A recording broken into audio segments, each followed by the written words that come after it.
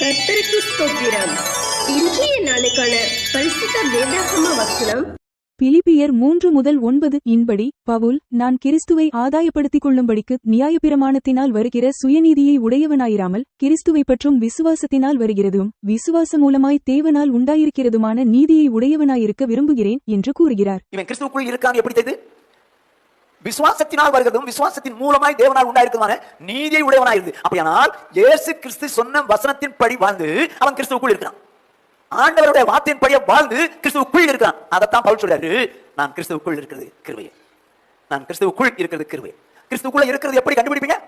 சில கார்ல கலர் போறீங்கல்ல, இது ஒரிஜினலா டூப்ளிகேட்டா எப்படி கண்டுபிடிக்கலாம்? உரகல்ல உரசனா தான் தெரியும். உரகல்ல உரசனம், எல்லா கல்லையும் உரசனம். அதே போல நீ கிறிஸ்துவுக்குள்ள இருக்கிறியா இல்லையா? கிறிஸ்துவுக்குள் இருக்கிறது தான் கிருபை. கிறிஸ்துவுக்குள் இருக்கிறது தான் கிருபை. கிறிஸ்துவுக்குள்ள இருக்கிறியா இல்லையா எப்படி கண்டுபிடிக்கலாம்? நீ வசனத்தின்படியே வாழ்வாயானால் கிறிஸ்துவுக்குள்ள இருக்கிறன்னு அர்த்தம். மனசாட்சிப்படி வாழ்வாயானால் கிறிஸ்துவுக்குள்ள இல்ல, உனக்குள்ள இருக்கிறன்னு அர்த்தம்.